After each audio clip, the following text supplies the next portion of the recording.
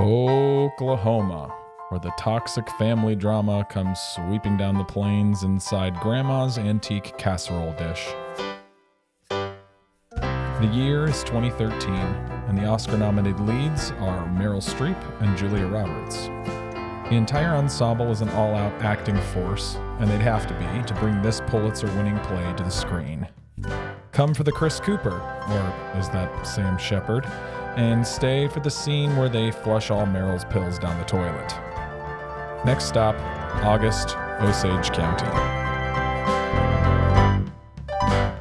Let the movie speak. Welcome, everybody. This is the second half of the Dinner Party series. We're on number 4, which is how halves work. When there's 6 things, fourth one is the second half. This is Let the Movie Speak. My name's Travis. And I'm Annie. And we have a guest today, a returning guest. She hasn't been here in a while, but we're happy to have her back. Who is our guest today? It's me. It's Ellie. I'm very happy to be back. Yay. We're happy to have you back. Amen. Thanks for inviting me back. Super excited. It's going to be, I think, a fun conversation about an unfun movie in some ways, but not for the wrong reasons, for kind of the right reasons. It's not fun. It's a really wonderful, not fun movie. It is. And something I'm realizing as we're, getting near the end of this series, we picked dinner party movies, and apparently dinner party equals strife. Do you know what I mean? Like, yeah. Every one of these has some... Yeah. I don't know why I didn't expect that, but all of them are very like... yeah, I think that's the nature of dinner parties is on film. Is that yeah. They're used for real tension. And last time it was more existential tension that I found very uninteresting and pedantic. And today it's just, I don't know how you can't look at some part of this movie, maybe not the whole thing, some part of this movie and relate to something, unfortunately, for most of us. And I think we will get into that. We will. Let's not get too personal because I don't want to know all your stories. That is so real for this movie in particular. Yeah, I was thinking about that. Real. I was like, there is one way to talk about this movie in a podcast and another way to talk about it with your therapist. Exactly. So we're not going to do therapy. We're just going to talk about a movie today. But before we do that, we're just going to talk about what we watched this week.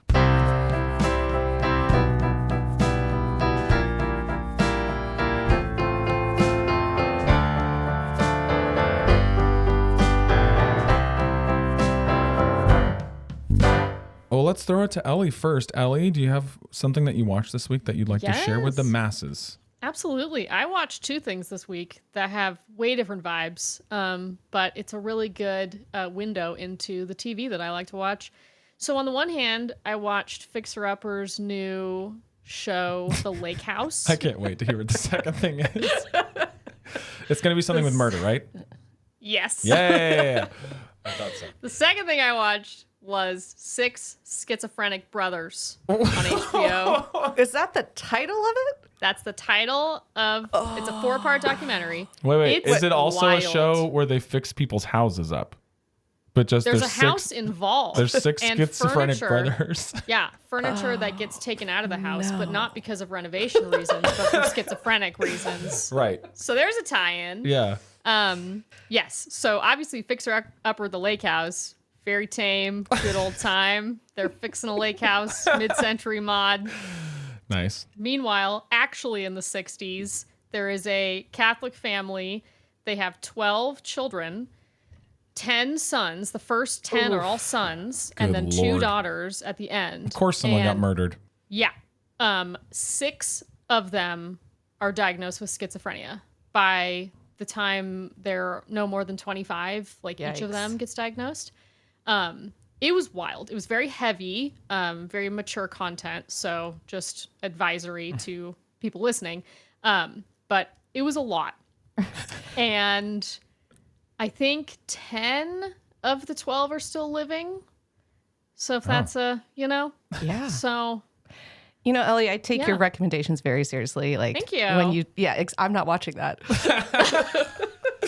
She might watch Fixer Upper Lake Like House that might edition. happen. That might happen. But Ellie, usually your recommendations are just spot on, and I go for them immediately. I will not watch that. No, I love that you provided a lane for every kind of viewer. Listen, if there is a cult documentary, I've seen it too, yeah. I love it. I will watch it. Yeah. This wasn't a cult, but like murder is also way up there. I'm a big fan. Yeah. Big fan of murder. Have you cult seen documentaries. This is a stupid question, but have you seen the Mother God one that came? Of course, I've seen the Mother God one. That one was something. I couldn't sleep for a couple days after I watched that. So, and then I had to watch the Fixer Upper to cleanse. Okay, Annie, what did you watch this week? All right. Well, oddly enough, there's a connection with that horrible show Ellie just described. Yeah. But I watched a movie called The Electrical Life of Louis Wayne. Oh yeah. There's a which- connection with today's movie too, right? Yeah, a little. But so Louis Wayne, real guy. He was a Victorian era artist, and I think at the time his family was called eccentric. But both he and his sister at different times ended up institutionalized for some sort of mental illness. Schizophrenia is a likely. There's the segue. There it is. Nicely Is done. likely, although I don't think they necessarily had that language at the time.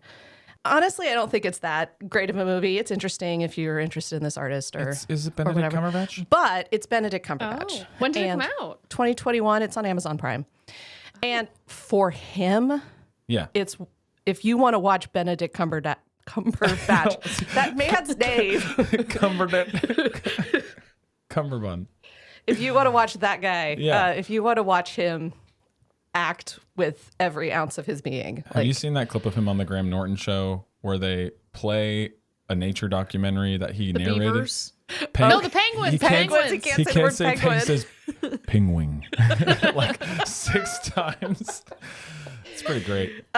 Anyway, if you want to watch him do a masterclass in acting, then watch The Electrical Life of Louis Wayne. Otherwise, it's kind of skippable. But I thought, given that we are going to be talking about Mr. Cumberbatch in a moment, Nicely done. I didn't do know- love Benny C. So, Yes. I didn't know Yeah. if you were going to go in and try that pronunciation one more time. I'm very proud of you. thank you. Okay, interesting. Schizophrenia. How do I? Okay, so some people might liken intense method actors and the world that they inhabit to a schizophrenic person when taken to the nth degree. Where are you going? And I watched a movie with Daniel Day-Lewis in it. I knew it. I knew it. Yes. I haven't seen Gangs of New York since like, I don't even know, like probably like 2010, maybe 2009 or something. But I like most Scorsese's. And so I gave it a whirl. It's long. It's unfortunately, despite some good performances and some good things happening, like, I mean, Daniel Day-Lewis is undeniable. And what's that big British guy? Brendan Gleeson? Please. The guy Yeah. from Inisherin. That guy. Brendan Gleeson.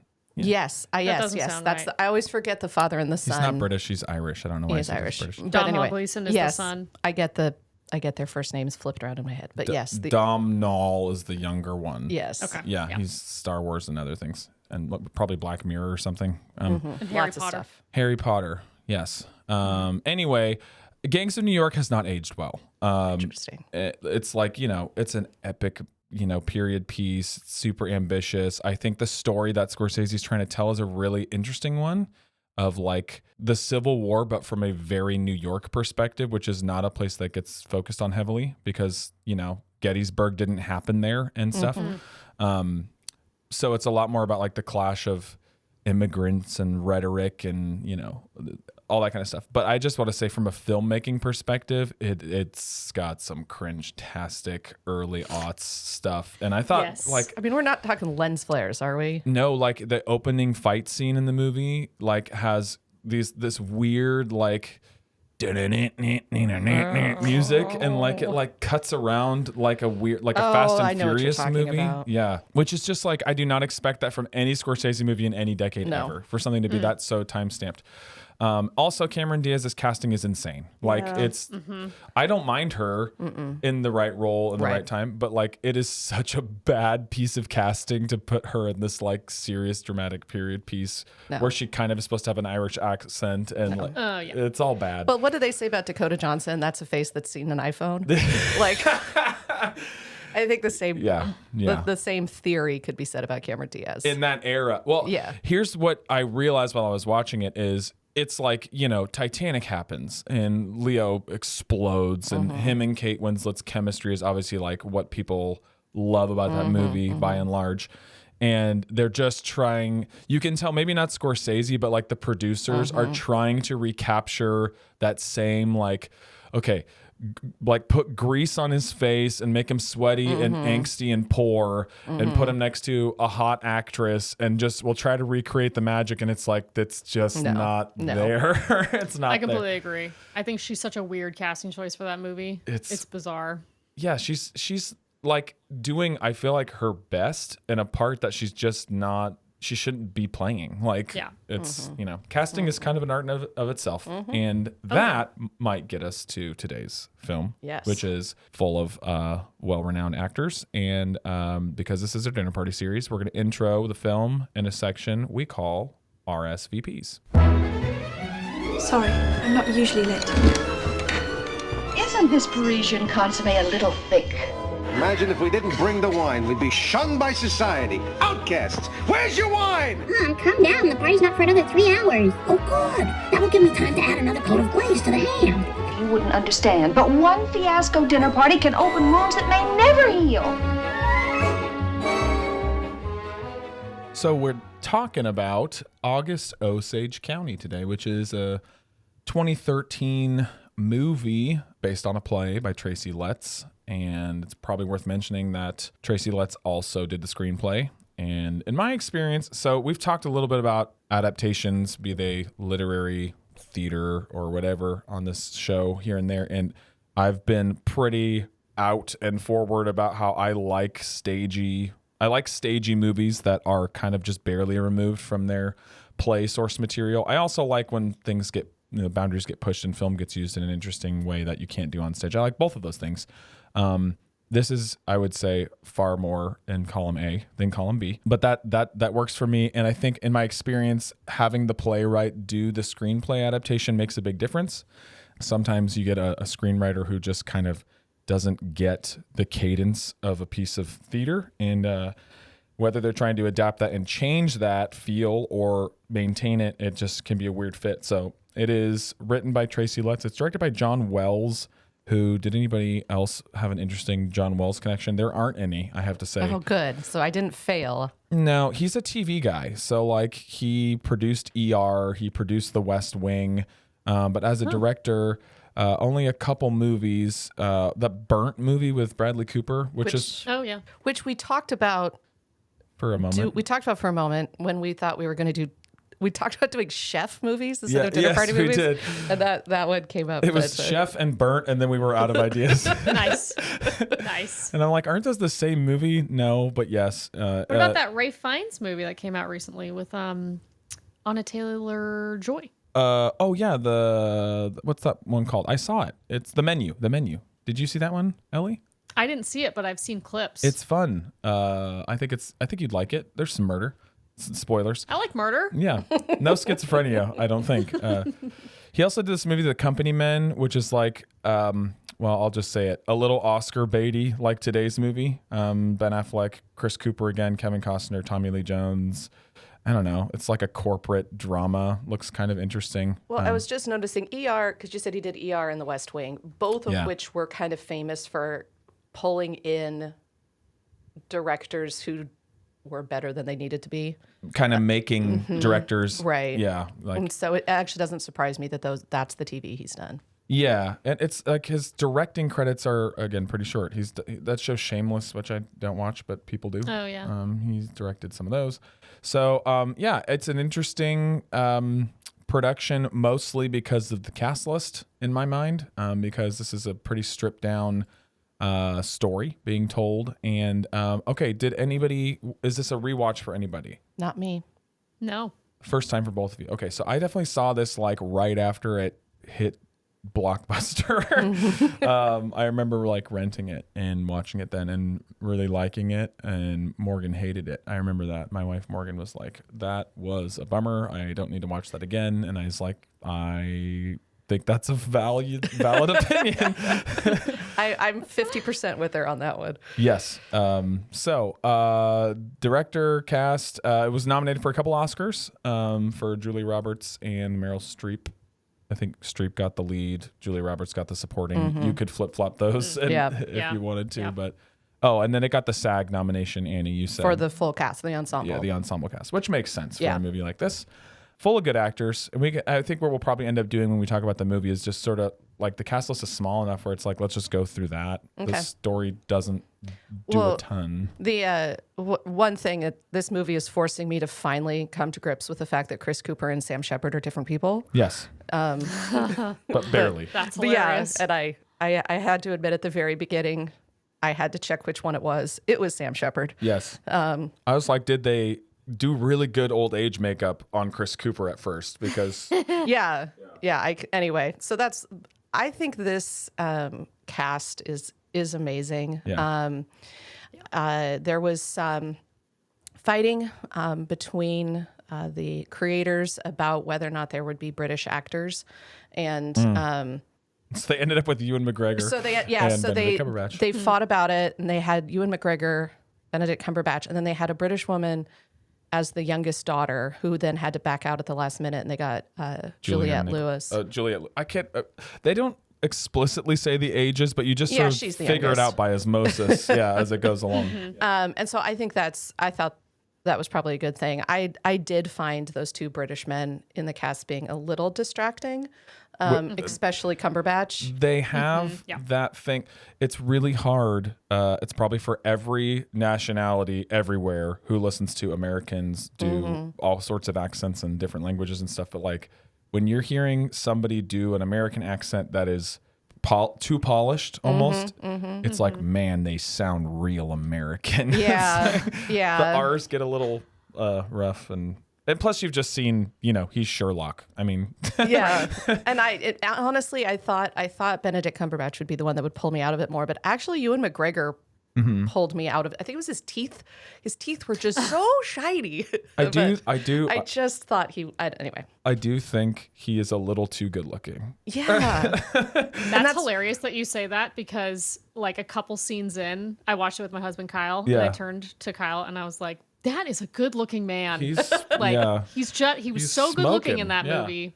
Too good looking. I think you're right. Too good looking, because everybody else is doing a great job of playing ugly in a myriad of ways. And he, is like an imperfect they're all very imperfect characters, but like, I don't know, he looks too fake and bake. And they try to downplay it. I don't know if they did this, if they added after the casting, but we're like, oh, you've prettied yourself up. Oh, you lost weight. Yeah. You're trying to look good. And I'm like, he's not. No, that's just Ewan McGregor. That guy has never looked ugly. I'm sorry.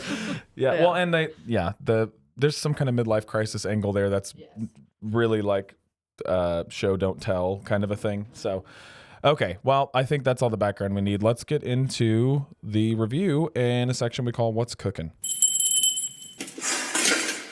Crisp up those guts. Drag those chickens. Slow them down just a little bit. We're a little ahead. Where are the apples? Still now? Do you still have them raw? Well, slice them up. Let's get them in the pan. Don't put too many onions in the sauce.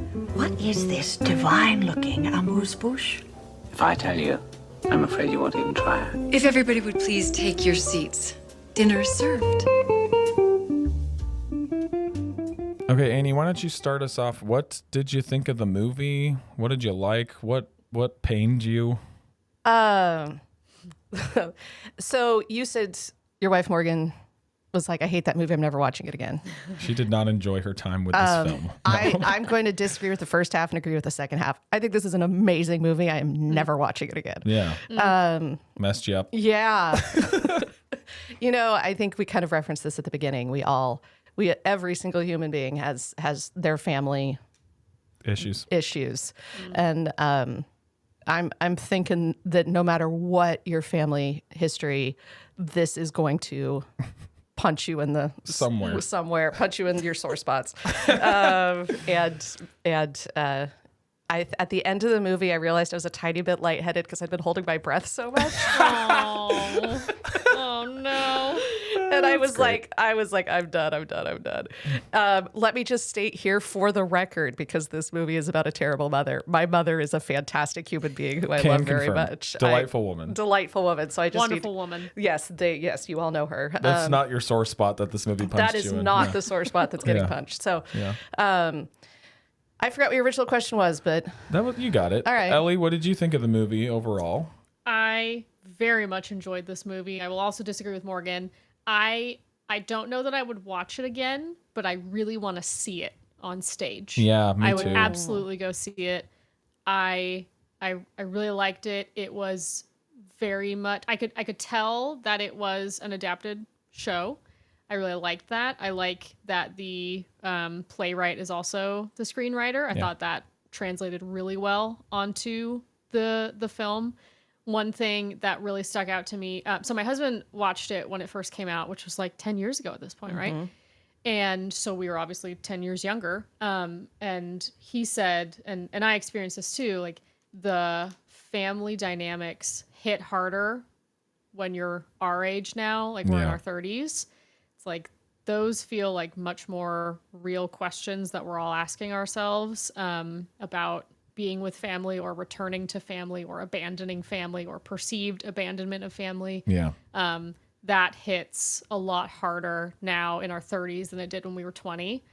But I really, really enjoyed it. And like I said, I would love to see it on stage. Yeah. I don't know if I could get Andy to come see it with me on stage, but no, I agree. I think this sounds strange, but just having it further away just like physically removed, on a stage, and being surrounded by other people in an audience, I think actually might make it less visceral than sitting alone with my laptop. So we talked about My Dinner with Andre last week, and one of the big questions was, why is this a movie? Like, is this the right medium? And at least the conclusion I came to was like, this makes so little sense as a movie and would make 10 times more sense as some sort of like one act on a thrust stage where, the actors could move around and it would just be a different thing.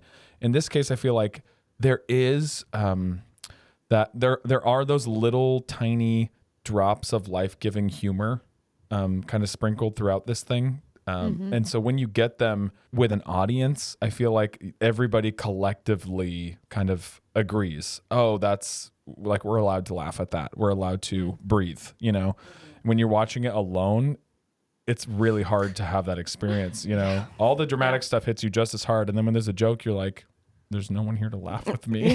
No. You two are in your 30s. Yeah. I'm in my 40s. I would argue that the older you get, the worse, the harder this hits. Oh, yeah. I actually believe that. Well, our parents. Well, your mom my mom and your dad are the same age. Yeah, so we have parents of a similar age, Yeah. and there's universal things that the story is doing, that it's saying. I think that are like the reason it's hard to look at it and say that is bad. I could understand lots of people watching this and being like, "Ooh, I didn't like that." That makes sense to me. But like, you can't really argue with like the themes of what sort of toxic traits might you pass down to your children. What do you do with that awkward sibling question of like, well, who's going to take care of mom and dad? Or like, even the daughter character in this is like sort of, everybody in it is indicative of that generational like ick, Yeah. And I think like that stuff's always going to hit. It's just going to hit differently for different people at different times. I think we should take a minute to go through the cast list and talk about the different performances, because this is a family drama. Like this is like a straight shot of family drama. And so it kind of lives and dies on whether you buy the relationships and believe the chemistry. And if the fights were less believable, this whole thing would just be like nails on a chalkboard. And I think I can see why some people, I mean, this movie gets accused of being Oscar baity, right? Yeah, I can see that. It kind of is. I think the movie itself is too good for me to care about that. But I will say, did you watch the end credits? No, I don't think so. I think I turned that thing off. Okay. Yeah, I didn't pay attention. No. The end credits look like an in memoriam for every actor in the cast. It's kind of hilarious. I maybe have to go back and watch that. You got to go back and watch the credits because it looks like that segment of the Oscars where they like Sidney Poitier and someone's singing some sad song. You know what? I want to give credit to Tracy Letts because this is a family drama. You're right, but I think the female characters are very much centered. This is a story about a mother and her 3 daughters, and then like the men who are attached to them in some way, and the granddaughter. And when I found out that Tracy Letts is a man, I was actually a little surprised. I have often noticed men screenwriters not writing women well. Sure. And this is not an example of that. No, yeah. Like he has, anyway, I am just really impressed with how well crafted and how nuanced and how insightful these characterizations are in the script, let alone the incredible presentation of them by the actors. Yeah. Ellie, okay, pick a performance, Ellie. Let's leave Meryl to the side for the moment. And we'll get to her because she's really she's in every scene, basically. Which performance did you particularly enjoy and why? I really liked the aunt. Margot Martindale. Okay. Yep. I liked her a lot. I really liked the development at the end with the son and the half brother. I really liked that. There were 2 times when I paused the movie to scream. Yeah. The first was right before it revealed that the cousins were dating. Spoilers. Yeah. Am I allowed to give out spoilers? Oh yeah, we do all the spoilers. Okay. As soon as they started going in for a kiss, that was a pause and scream. Yeah. And then the second one was when the aunt turned to Julia Roberts and said, like, you got to break this up. And I was like, no, they're brothers. And I was like, don't do it. However, I did actually really like that whole storyline because I think it really makes the relationship among the parents and the 2 sisters and their husbands, like that whole generation, I think it really makes them much more complex. And the fact that she would do that, not really be remorseful, and that nobody would talk about it and everybody would just go on with their lives. The fact that she refused to be the one to tell Ivy just kind of reinforces her selfishness. And then the fact that Ivy refused to tell little Charles just is one of those generational moments where the selfishness is just continuing. So I really liked the aunt, and the fact that you kind of didn't see it coming with the aunt because she's just kind of like comic relief a lot in the beginning, and then just a really sharp turn there at the end with her being quite cruel. And then that continuing on in Ivy. Margot Martindale is like one of those, every single time she pops up in something, I think she's like amazing. Which is, you still haven't watched Justified, have you? No, but you have. The second season of Justified is Margot Martindale's season, and I want to see it. I gotta see it. Just the second season for Margot Martindale. She's awesome. She plays a bit part in $1 Million Baby too, like a supporting role in $1 Million Baby, and it's unbelievable. Yeah. It's like she has really good range, but she's just such a good character actor that like, you know, the aunt or the weird mom or the whatever she is in Justified Cowboy, perhaps? No. Oh, I'm not even telling you. You got to go watch it. Okay. Great. She's delightful. And I think, again, like with definitely not nearly as many lines as Meryl Streep or Julia Roberts or whoever, like just rangy, this performance, because what this movie does well, if you like theater dialogue and playwriting and stuff like that, is like it's just like so well paced, and it's like this master class and like the ebbs and flows of what a conversation should feel like when it's written well, when it's performed well. And that scene you pointed out is a perfect example of like that scene's like a minute long, you know what I mean, where they're out on the like porch sunroom thing, and she reveals that information, and it's more devastating because it's not drawn out. It's just like a knife, you know. Okay, Annie, what about another performance? Who'd you like? I am an oldest daughter. Yeah. Yeah. So you like Julia Roberts. Juliette Lewis. No. I mean, poor Juliette Lewis, sweetheart. No, just the Julia Roberts character is the one that you understand too well. I understand way too well. Yeah. The tension of being the one who is considered responsible, but doesn't want to be, and didn't ask to be, but has to clean up the mess, and yet has not been given the tools to do that, and so does it badly at times, and then gets the blame for not being able to clean up the mess that she didn't make, and not knowing how to extricate herself from all of it. Like, that is a complicated part to play. Where, she is part of the problem, but she's also doing her very best. And I think, honestly, I think Julia Roberts' role is more nuanced and complex even than Meryl's. Like, I think Julia Roberts has to play more notes than Meryl does, which is not to say that Meryl Streep isn't doing an extraordinarily amazing job. She is. It's just so boring to say that at this point. I know. But I do think Julia Roberts' role is more complex and, to me, more interesting. I agree. I like performances by people who were formerly considered movie stars, who, like, maybe they're done with that for now, or that phase of their career has passed for whatever reason. And so then they just get to, like, I don't know, grab something really ambitious from an acting perspective. Like, this is late in Julia Roberts' career. Her career's not over yet, but like her heyday is gone. Right. And her leading lady status, or like maybe like the sex symbol or whatever, right? Like that, all of those things are like, she gets to be over that at this point. And I don't know. She's a real person in this and not a movie star. And it's just cool to see.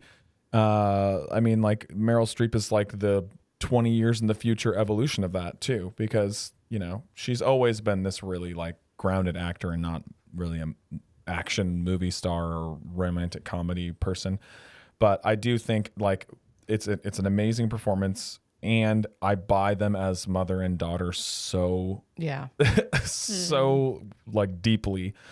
So there's 3 daughters, and the middle daughter would be the one with the tragic, almost Shakespearean subplot, Julianne Nicholson, who immediately I kind of pegged her in one of those opening scenes where like the mom's talking to Julia Roberts out on the porch, and she's like, "You knew you were your daddy's favorite, don't even act like." And she's just in the kitchen, just like washing a dish. I was like, "Oh, this sucks." I know. She's very good in this. Yes. What do I recognize her from? Does anyone remember what she's from? I don't know, but I had the same feeling. I feel she's one of those people where I feel I've seen her in so many things, but I'm. Yeah. Which of the sisters did you like? Was sort of drew your attention most, Ellie? I liked Ivy the best. I really loved that whole subplot. She's the middle daughter. But I also really loved the youngest daughter. I'm in a family of 3 girls. Oh boy. And I'm so sorry that we made you watch this. No, it was so good. I mean, my mom is also like the most wonderful human. Yeah, so that's it's true. Not like at all a real thing. But Annie, our middle sister, she's the one that stayed. And both of us have moved away. Like Katie and me have both moved away. And so it was really odd to see like the middle daughter had stayed and the other 2 went away. And the youngest as the peacekeeper. Just like, it was real. So like the family dynamics were so real. Even though my family's not as insane as this family is. Thank goodness. Yeah. So I really liked Ivy. I really liked the motivations of the youngest sister, whose name I actually don't remember. Karen, isn't it? Juliette Lewis. That sounds right. Yes, Karen. Yeah. I did love her motivations, the fact that she left with her fiance, even though her fiance had just made a pass at a teenager. She was like, you know what? I'm getting married. We're going to Boca or whatever it was. It wasn't Boca.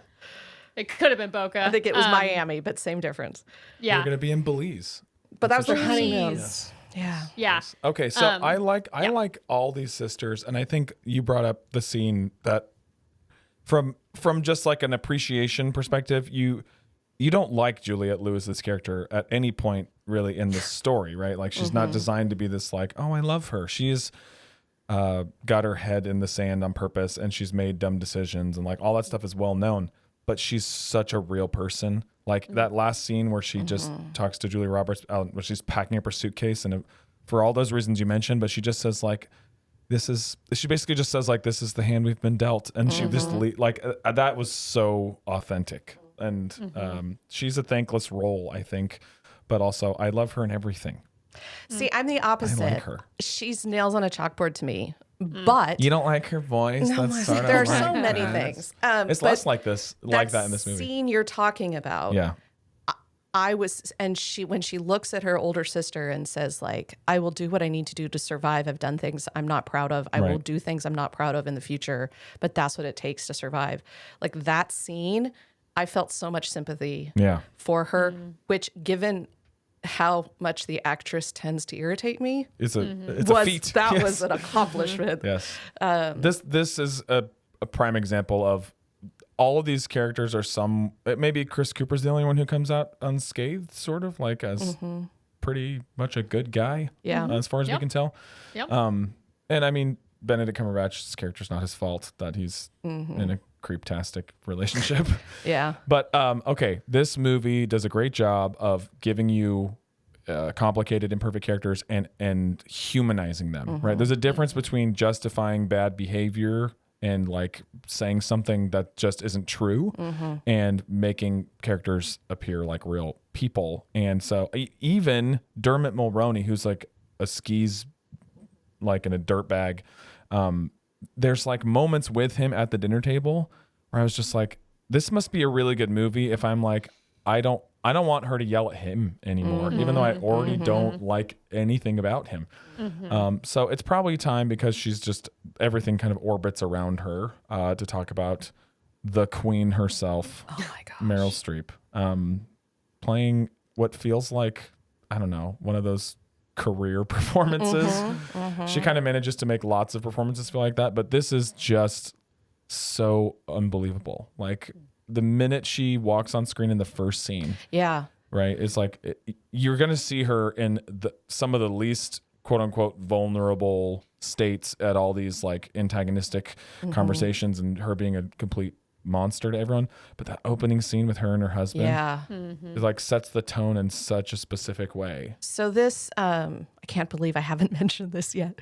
The opening scene to me is its own movie. Yeah. Like it is so perfect a creation. And then of course, you know, of this married couple and older married couple, and the woman the husband is hiring to help around the house. Like that scene was over, and I just was like, well, I have seen a full artistic expression. Like I don't even need any more. But I think, why did you love the opening so much? Cough it up. Come on. So Sam Shepard. Not Chris Cooper. Not Chris Cooper. Sam Shepard's first line is a line from T.S. Eliot. His last line is a line from T.S. Eliot, both from The Hollow Men. And if you want to know what this movie is about, just go read T.S. Eliot's poem, The Hollow Men. You got it. That's what this whole movie's about. I love the usage of the quote, because he says it and then talks about what it means to like have a saying or a quotation be like indelibly tied to the person who originated it. Right. Because it's like that theme of putting something out into the world or saying something, like in this case, it's something beautiful, but it's always going to be T.S. Eliot, you know what I mean? But this whole story is about like all the things that the older generation have done that just tumble downhill in horrible ways, and like they're attached to them for ages and ages. And I just think it's a nice, like opening the can of the themes in a kind of a subtle way. The most famous line from the poem, which he doesn't quote, is the last line or the last couple lines, and which is, "This is the way the world ends, not with a bang but a whimper." Yeah. Oh, right, yeah. And if you just think about Meryl Streep's character, right? And the ending. Right. Like her story, as violent and volatile and loud and aggressive as she is for, so much of this movie, her story ends not with the bang, but with a whimper. Yeah. And I think referencing this poem at the beginning is so well done. It's really smart. And T.S. Eliot is my favorite poet forever and ever. Amen. So that didn't hurt in getting me hooked. And then the movie hurt you. And in then many ways. the movie hurt. Okay, so we like Meryl Streep. How about we go around the horn here? What scene of Meryl doing Meryl things was the most like, oh my gosh, how is she doing that for you? I'll give mine first so you can think. Yeah, go first. It's the last one. But okay, I do have a bone to pick with this movie. I like this movie a lot.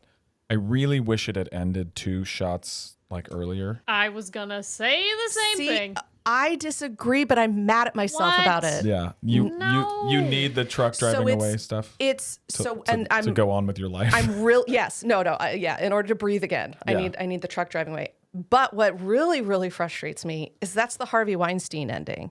I am agreeing with the Harvey Weinstein ending. And I hate myself for agreeing with him.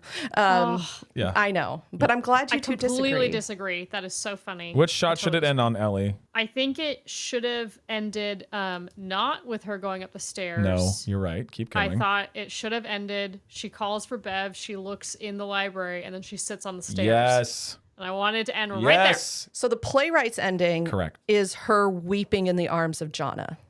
Yeah. Yeah. Right. Which I get, like, as a move, she needs someone to cry on, and that's the only person left, and it doesn't make sense, but it does make sense. Like, I think that it depends who you're focused on. And a previous podcast, I have already forgotten which one. Yeah, I said this movie has hope, and you were like, Gosford Park. Oh, and you were like, where's the hope? And I was like, no, and that's why trash. Where's the hope? And so it's who are we focused on whose end do we want to think about? Do we want to think about Meryl Streep's end, or do we want to think about Julia Roberts' end? And I think probably the reason I liked the truck driving to Denver, driving to her daughter, choosing her daughter over her mother. I think I liked that, one, because I just so identified with the Julia Roberts character that she was the one I was more drawn to anyway. Sure. And 2, because there's hope there. I mean, she literally gets out of the truck and goes, like you were doing at the end of the movie. Yes, exactly.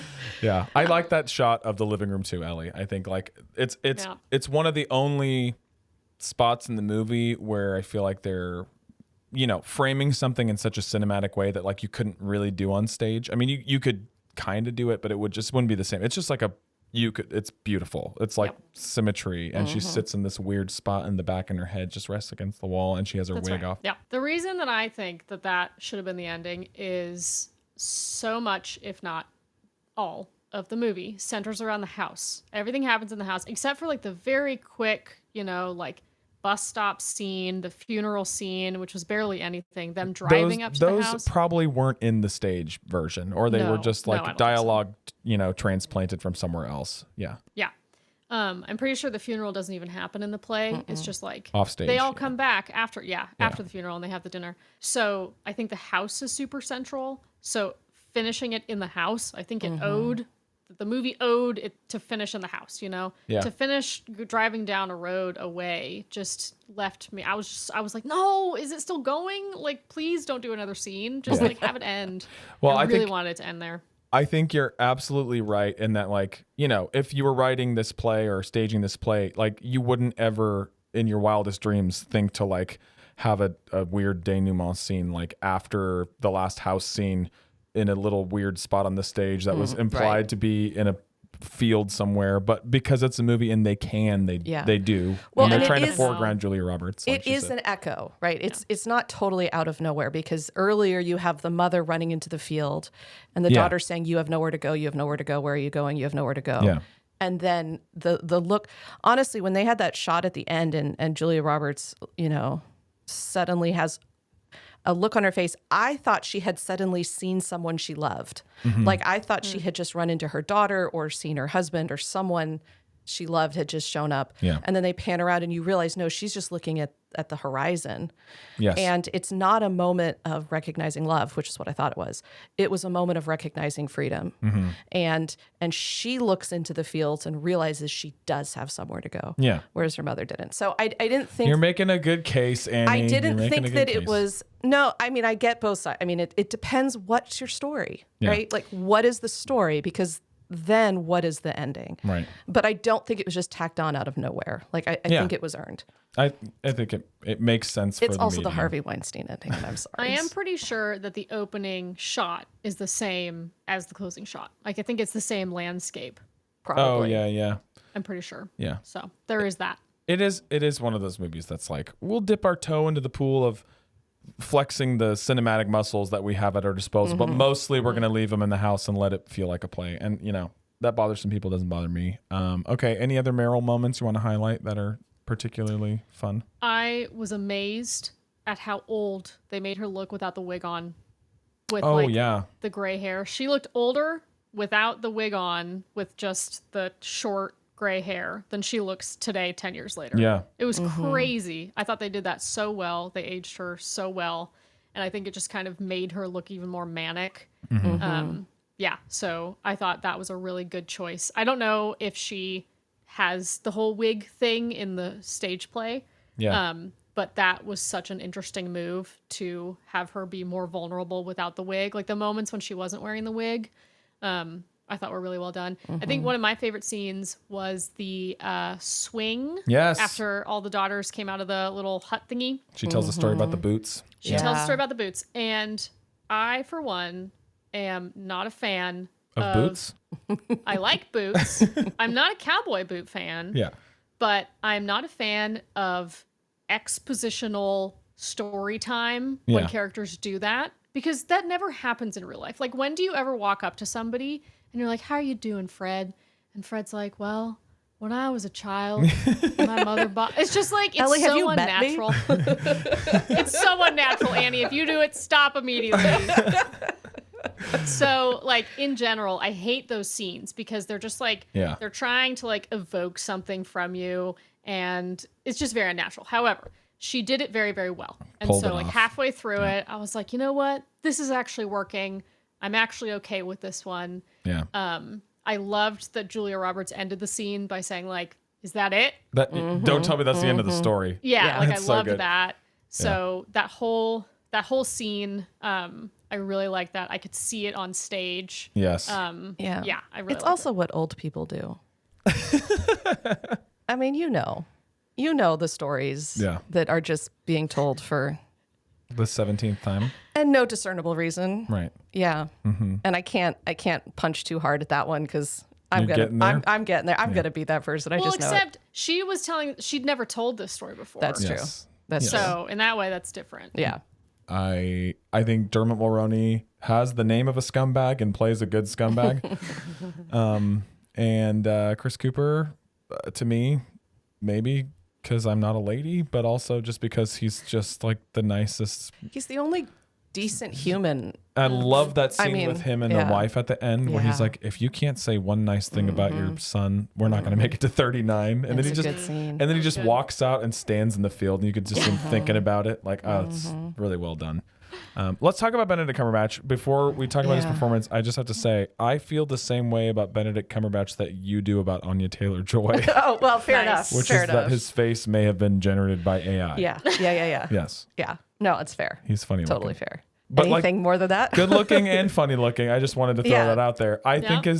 he's pretty good in this. I think his accent's a little aggressive at times. Yeah.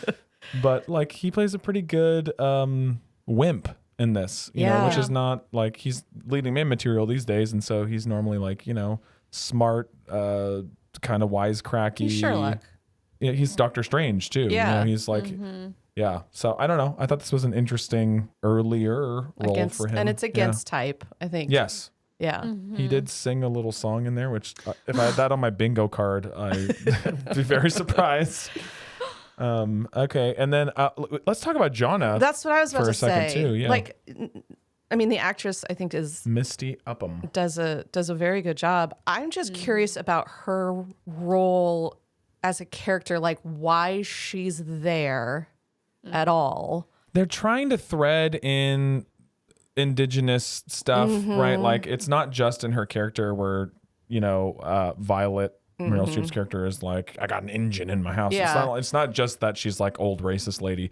There's like that line when they're driving, Julia Roberts and Ewan McGregor are driving and they're like, we killed all the Indians for this, so they're trying to like say something about generational toxicity in a broader way too, maybe. I don't know. I think that's probably true. It just, to me, it felt like I wanted more or none. Yeah. I felt like, but they're in Oklahoma. So I think the other thing is if you're doing if you're putting a story in Oklahoma and you don't address, the indigenous population, Native Americans. We'd probably be like, where are they? So like, anyway, I just was kind of scratching my head a little bit. Ellie, did you have any thoughts there? In the play, she gives the granddaughter weed and they smoke weed. And that happens earlier in maybe like Act 1. And then Dermot. I hate to tell you this. The timer has spoken. The timer.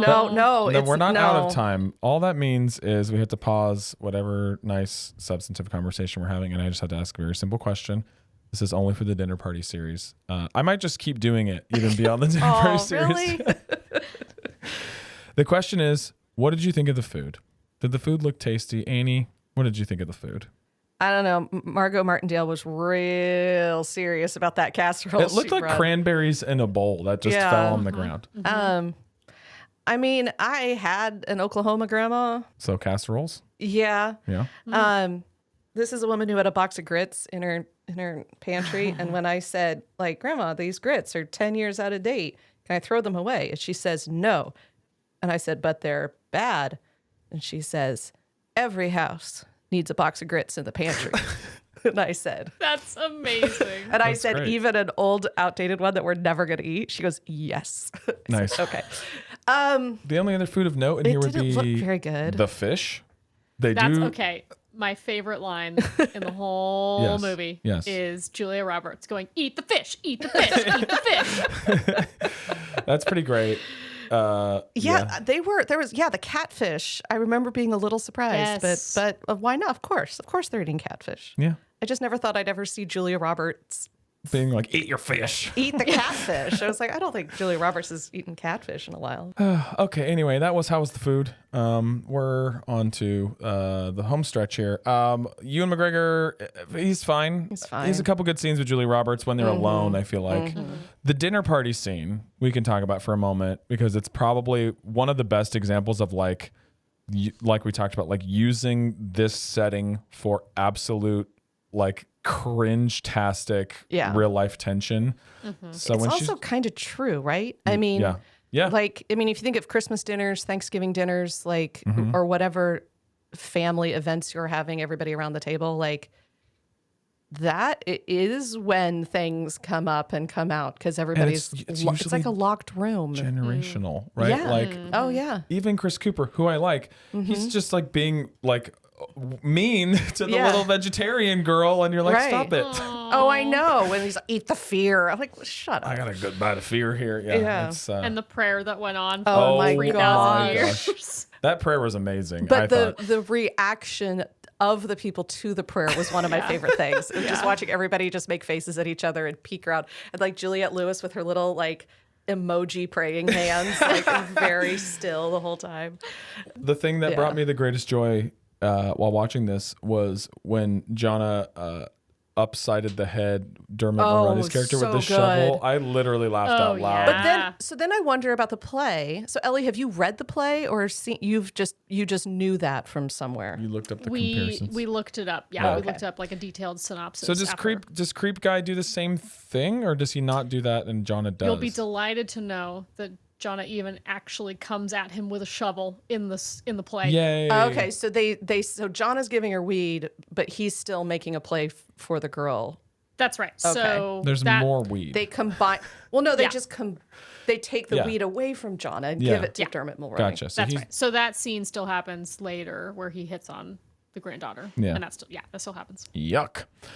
Okay. Well, any other scenes, sequences, performances you want to talk about before we get to our wrap up section? I'm going to tell you my 2 favorite lines. Oh yeah, I had one too. For humor, my favorite line with Julia Roberts saying to Ivy, to Julianne Nicholson, she says, "You're nearly 50. You can't go to New York. You'll break a hip." I appreciated that. It's pretty good. And then just for like goodness, I don't even remember who says it. The plains are a spiritual affliction like the blues. Oh, that's pretty good. Mm-hmm. I got a good one. Thank God we can't tell the future. We'd never get out of bed. Yes. That's like one of my favorite lines from the whole play. From the whole play. From the whole play. Okay. Couple other while we're doing trivia. Yes. There is a great deal of overlap between this play that it seems like it may have been inspired by Lillian Hellman's Little Foxes, which has a lot of the same themes to it. Lillian Hellman's life partner, Dashiell Hammett, writer of The Thin Man. Oh, yeah. So, there you go. Which is my favorite movie.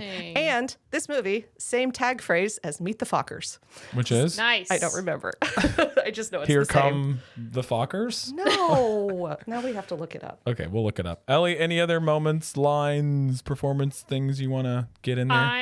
I think that this movie did a very good job, or really the play, since that was the source material, of being Chekhovian in that when you put the gun on stage, the gun has to go off. Yes.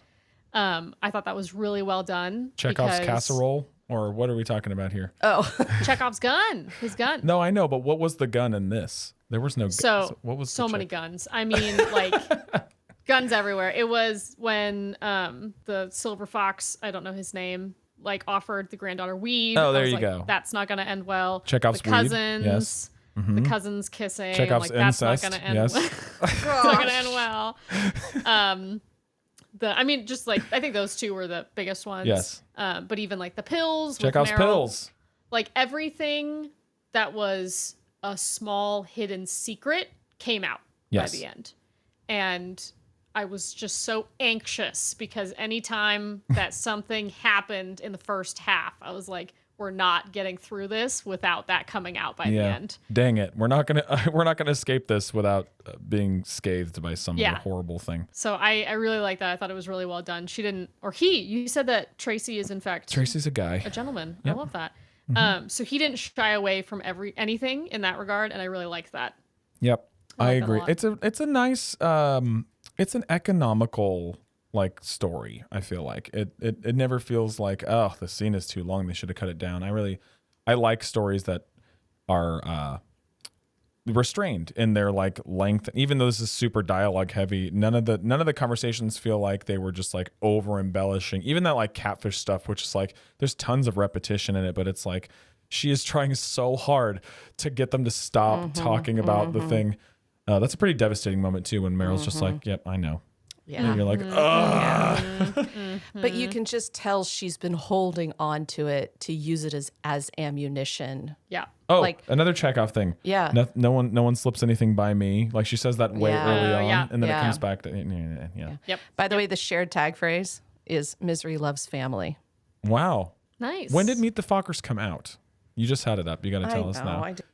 Was it like 2 years before it? Because that feels fresh. Honestly, it feels a little Misery cheap loves. for this it does. movie. I agree. That's kind of. I mean, a cheap I'm shot. fine for it for Meet the Fockers, Well, but this movie, I feel like, from a marketing perspective, is trying really hard to not tell people how dour it is, because the poster is kind of hilarious. It's that like she's on the floor and they're all like looking like they're gonna help her up, even though in that scene they look like they're gonna frickin' throttle each Yes. other. Meet the Fockers is 2004, so it's quite a bit before this one. Oh, wow. Well, there you go. There you go. Now, all of you who wanted to know what the similarities between this and Meet the Fockers are. Okay, let's get to the wrap up, which we call Just Desserts. Bob, could you help the carnivore cut his meat? Wait, let's talk about the elephant not in the room. How do you take caviar, sir? No caviar from me, thanks. Never did like it much. What have you been drinking, Herbert? Oh, you should ask Tom. He poured it. You weren't trying to poison me, were you? I drink your milkshake. Okay, before we give our final summation, answer our key questions, I do have a couple of bad Letterboxd reviews for you two. Bad Letterboxd reviews. So, this is this part of the show where I read you bad Letterboxd reviews, and then you tell me if you think they're funny, and I hope that they are. I just saw one of them, and oh my goodness. Okay, so the first one is 2 stars from Letterboxd user Angelo, and it says, "You will believe a woman can act." Thanks, dude. Okay, next. But next. only one of these women Only can one. act. Just woman. Yeah. One woman. Okay, Josh, 2 stars. He says, "It's like they put an Oscar on the table during that dinner scene and all the Nice. actors decided to fight over it." That's Okay. hilarious. I'm going to forgive Josh because that's funny. That is funny. Yes. Angelo, you're dead to us. Josh, good job. Okay, next. 3 stars from Demi. Not nearly as fun as the poster would suggest. Nice. True But enough. in all seriousness, it's great. The kind of great where you're not surprised about it being great, though, because all the math is there. Great actors doing a stage play where they get to do accents and family drama. Yeah, of course, that's a grand slam. The credits made me laugh because it looks like an in memoriam for everyone Nice. who worked on the film. That's good. But 4 stars. Nice. There you go. Okay, and then last but not least, this one's my favorite. 2 stars. Not the best acting of 2013, but certainly the most. Nice. That's really funny. Okay, well, and look at Matt's picture on Letterboxd is Ebert and Siskel Siskel and Ebert. Siskel. You can't say Cumberbatch, and I can't say Siskel. So there you go. Before I have a stroke, Annie, why don't you give us your final thoughts on August Osage County? Is it worth people's time? And would you rewatch it? How often would you rewatch it? Well, I think I already answered that one. This is one of the best movies I've seen in quite a while. Absolutely worth watching. You may want to have some Valium nearby. that might be needed. Okay, this movie made me want to do a few things, and one of them was not pop pills. I just have to say. Okay, fair enough. Fair enough. I did not think that through. This is one of the most psychologically insightful family dramas I've seen. I can't think of another one that is so intricately wise about why people do what they do, even the terrible things, and that the complications that are humans. Humans are complicated creatures, and I think this movie is amazing. On the other hand, I was lightheaded from holding my breath at the end of it. So I don't know that I'm going to watch it again anytime soon. For fear of hyperventilating? For fear of hyperventilating. That's and fair. Just because it is such an emotional load. But it's brilliant. That's not a criticism of its quality. Okay. And Ellie, I don't think you hyperventilated. Tell us how you felt. I didn't. To me, this movie was a lot like a Flannery O'Connor story, where it's just very over the top so that you understand the humanness of the situation. I think this person is the one that said this. There's a scholar who writes on O'Connor, Jessica Hooten-Wilson, and she said Flannery writes, the way that Flannery writes is she puts a gun to you and asks you what you believe.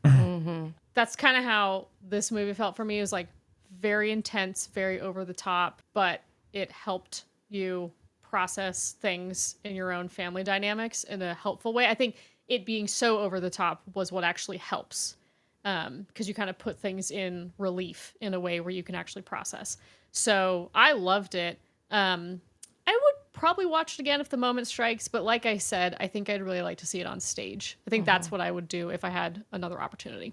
Yeah, I think I agree. I could rewatch this movie for scenes. I don't know if I would like start at the beginning and make it to the end, but like it is, just to be on topic, it is the most kind of shining example of what I was thinking about when we picked dinner party movies, just because they just have a really specific tension that is associated with them. And so this is really good at mining that type of scenario for, I don't know, what feels like, I think you're right, Ellie. I think it is kind of over the top and bananas at times, but I also just found it to be like really authentic most of the time too. It's hard to do both things sometimes. Yeah, I don't know how over the top it actually is. like that's fair. It's not how a family should be, and it's not a healthy family dynamic. But I think if you have a verbally abusive, to put it mildly, right, drug addicted matriarch who has essentially driven her husband to commit suicide, like if that's who you're dealing with, I think these reactions are pretty on point. But you know what I will say? Not every family reunion has incestuous cousins. Okay, I will give you that. I will give you that. Yes. My notes on that one, by the way, just so you all have a peek into my brain. I just, you love those characters. Yeah. Julianne Nicholson and Benedict Cumberbatch. You're like, oh, there's love. People love each other. I kind of root for them. Well, and then I just went, my note just says, why do they have to be cousins? No, but because... And then my very next note, oh, dear Lord. Well, and I think that's the point. Like, this movie gets at least a part of you, at least some point, like, rooting for them. Absolutely. And then, but I think part of it is... it takes that away from you. These three daughters have been raised by a sympathetic father and a horrific mother. And not that their father was perfect, but he was the more stable parent. Sure. And so all three of these daughters are looking for salvation in men, right? Yeah. And yet in very broken ways for all three of them. Yeah. And that's just the flavor of brokenness. There is just... That's the t-shirt, the flavor of brokenness. So I liked it a lot again. And I think the performances are too good for me to care about the Oscar Beatty trappings, the weird end title sequence that's like, nominate each of us. And even the staginess of it that bothers some people. I just like, when the performances are this good, I don't know how you can choose to care about that. So it's worth watching for the acting. I can't see coming back to it maybe every 5 years or something after you've had... you watch it, you do 5 years of therapy, you watch it again. Watch it again, yes. So, that's how I feel about that.